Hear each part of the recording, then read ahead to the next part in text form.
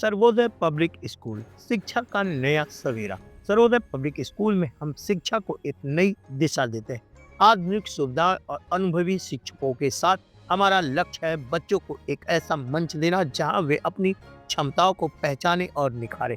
चाहे शिक्षा हो, खेल कूद या सांस्कृतिक गतिविधियां, हर क्षेत्र में उत्कृष्टता हमारा वादा है।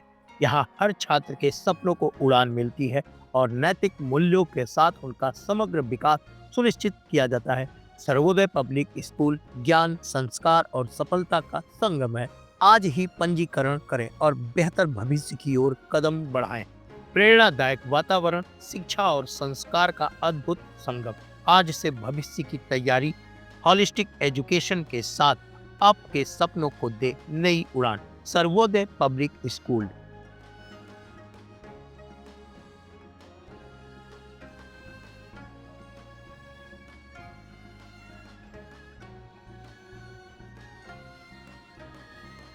हेल्थ कॉर्नर, विश्वास का दूसरा नाम।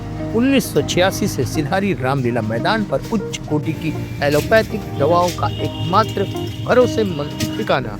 उचित दाम, कुशल व्यवहार और तेज सेवा। अब घर बैठे पाएं दवाएं सिर्फ एक कॉल पर। हेल्थ कॉर्नर, आमिर एजाज साहब के साथ आपकी सेवा में।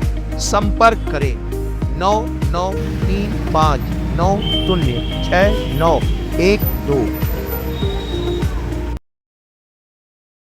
5 साल से लापता मृतक अरविंद चौहान लखनऊ से जिंदा बरामद। आजमगढ़ पुलिस को एक बड़ी सफलता मिली है। वर्ष 2019 में गुमशुदा हुए व्यक्ति को, जिसे मृत मानते हुए हत्या का मुकदमा तक दर्ज कर दिया गया था, उसे पुलिस ने लखनऊ से सकुशल बरामद कर लिया है। यह कार्रवाई वरिष्ठ पुलिस अधीक्षक हेमराज मीना के निर्देशन में ऑपरेशन मुस्कान के तहत की गई। 5 साल से अधिक समय तक फरार रहे तथाकथित मृतक अरविंद चौहान को लखनऊ के IIM क्षेत्र से गिरफ्तार किया गया। पुलिस की गहन तकनीकी जांच और मुखबिर की सूचना के आधार पर इस केस का खुलासा हुआ।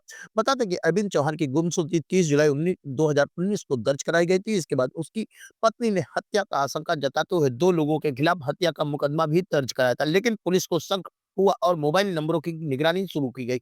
सीडीआर और सर्विलांस से पता चला कि अरविंद लगातार मोबाइल नंबर बदल रहा है और व्हाट्सएप कॉल के जरिए परिवार के संपर्क में था। मुखबिर की सूचना पर पुलिस टीम ने अरविंद को लखनऊ के IIM इलाके से दबोच लिया। पूछताछ में उसने बताया कि वह करोड़ों की धोखाधड़ी से बचने के लिए घर छोड़कर लखनऊ में ऑटो चला रहा था। इस गिरफ्तारी के बाद झूठे हत्या का केस पर्दाफाश हुआ है और 2 निर्दोष लोगों पर लगे गंभीर आरोपों से पर्दा उठ गया। वहीं मीडिया से बात करते हुए एसपी हेमराज मीना ने बताया कि आजमगढ़ पुलिस द्वारा ऑपरेशन मुस्कान के तहत एक व्यक्ति अरविंद चौहान को, जो कि 2019 से गुमशुदा था, जिसके संबंध में हत्या का मुकदमा दर्ज किया गया था, उसे लखनऊ से बरामद किया गया। यह पुलिस की सतर्कता और तकनीकी विवेचना का परिणाम है, जिसे झूठे मुकदमे का खुलासा हो सकता क्या है सर, ये क्या है पूरा मामला? देखिए, थाना जहानागंज में 30 जुलाई 2019 को एक गुमशुदगी दर्ज हुई थी, जिसमें सुनीता चौहान नाम की जो महिला है, उन्होंने ये बताया था कि उनके पति अरविंद चौहान है, वो नहीं मिल रहे हैं और इसी की गुमशुदगी की तलाश भी की गई थी, लेकिन ये व्यक्ति उस समय बरामद नहीं हुए थे। उसके बाद में 2024 में थाना कोतवाली जनपद आजमगढ़ में इन्हीं की पत्नी के द्वारा माननीय न्यायालय के आदेश के क्रम में 156(3) में 302 और 201 IPC के तहत मुकदमा पंजीकृत कराया गया था और इसी की इसमें इन्वेस्टिगेशन की जा रही थी। इससे पहले जो ये व्यक्ति हैं अरविंद चौहान, ये पहले ये अल्केमिस्ट लिमिटेड कंपनी आजमगढ़ में मार्केटिंग और एजेंट का काम ये करते थे और 2006 से इन्होंने काम किया था। 2017 में कंपनी भाग गई थी और कई लोगों का पैसा इसमें डूब गया था। तो जहानागंज थाने में 2021 में एक मुकदमा इनकी पत्नी और इनके जो पिता है और इनके विरुद्ध एक मुकदमा लिखवाया गया था। इसमें धारा IPC की धारा 406, 419, 20, 67, 68 और 120 और 506 का मुकदमा इसमें लिखवाया गया था। उसमें इनकी पत्नी और जो इनके पिताजी और ये बातचीत चल रहे थे, लेकिन चूंकि इनकी जानकारी नहीं मिल रही थी और उससे पहले ही जैसे ये भागे थे यहाँ से, तो इनकी पत्नी ने इसमें गुमशुदगी दर्ज करा दी थी जहानागंज थाने में और उसके बाद में इन लोगों ने प्लान करके 156(3) के तहत IPC 302 और 201 के तहत थाना कोतवाली में 2024 में फिर इनकी गुमशुदगी और हत्या का मुकदमा इन्होंने इसमें लिखवाया था।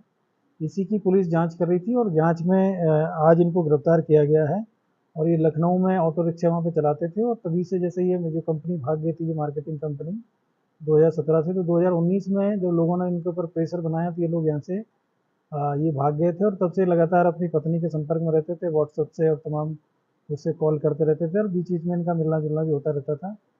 और जो जहानागंज थाने में जो 2021 में मुकदमा लिखवाया गया था उसमें इनकी गिरफ्तारी ना हो और बाकी अन्य जो विधिक कार्रवाई इनके विरुद्ध ना हो, इसी से डिफेंस लेते हुए इन लोगों ने 156(3) का दुरुपयोग करते हुए मुकदमा लिखवाया। और क्योंकि इनकी मुझे जानकारी नहीं मिल पा रही थी तो इसमें माननीय न्यायालय के द्वारा भी इसमें मुकदमा का आदेश किया गया, मुकदमा इसमें पंजीकृत भी किया गया और इनकी जब इन्वेस्टिगेशन की गई तो इनकी जानकारी मिली कि ये लखनऊ में रह रहे हैं और आज इनको गिरफ्तार किया गया है। और उसमें जो पूर्व का जो मुकदमा है उसमें भी इनको इसमें वांछित थे तो उसमें इनकी गिरफ्तारी की गई है। बाकी जो ये मुकदमा इन्होंने फर्जी लिखवाया गया है तो इसमें जो जालसाजी की जो अन्य जो धारा है उनको बढ़ोतरी करते हुए और इनकी इसमें गिरफ्तारी की जा रही है और आगे की इसमें विधिक कार्रवाई की जा रही है।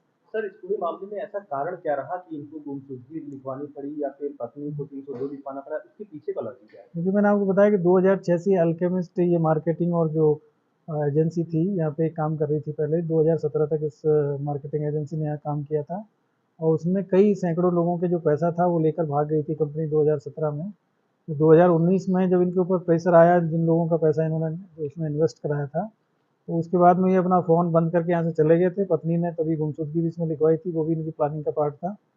और जब इनके विरुद्ध 2021 में जो मुकदमा लिख गया तो उससे बचने के लिए उन्होंने 2024 में फिर 156(3) के तहत मुकदमा लिखवा के और अपना जो जो डिफेंस लेकर कि जिससे कि आगे ये मिलेंगे तो है नहीं और फिर इनके खिलाफ कोई कार्रवाई नहीं होगी, पत्नी और जो इनके ससुर हैं उनके खिलाफ भी कार्रवाई नहीं होगी, तो उसी को लेकर इन्होंने पूरी प्लानिंग के तहत ये सारी चीज़ें की थी। तो इसमें सभी इनके खिलाफ में जो भी साक्ष्य है, साक्ष्य के आधार पर आगे इसमें जो इन्होंने जो मुकदमा लिखवाया उसमें और जो पूर्व में इनके विरुद्ध जो मुकदमा पंजीकृत किया गया है, दोनों में जो धाराओं की बढ़ोतरी करते हुए उनकी गिरफ्तारी इसमें की जा रही है। कंपनी जो भाग गई है उसके खिलाफ क्या कार्रवाई होगी? उसके खिलाफ जो कार्रवाई जो कंप्लेनेंट वहाँ पे किया तो उसके खिलाफ भी पहले से मुकदमे लिखे गए, उसमें अलग विधिक कार्रवाई उसमें चलेगी। सर, इसमें पत्नी की जो भूमिका है वो भी संदिग्ध थी, तो इसको किस तरीके से जांच में? अब इसमें इन्वेस्टिगेशन की जा रही है, अभी इनकी तत्काल प्रभाव से इनकी अभी गिरफ्तारी की गई है और बाकी जो इसमें अन्य जो साक्ष्य मिलेंगे उसी के आधार पर और कौन कौन लोग इस साजिश में शामिल रहे तो उनकी गिरफ्तारी की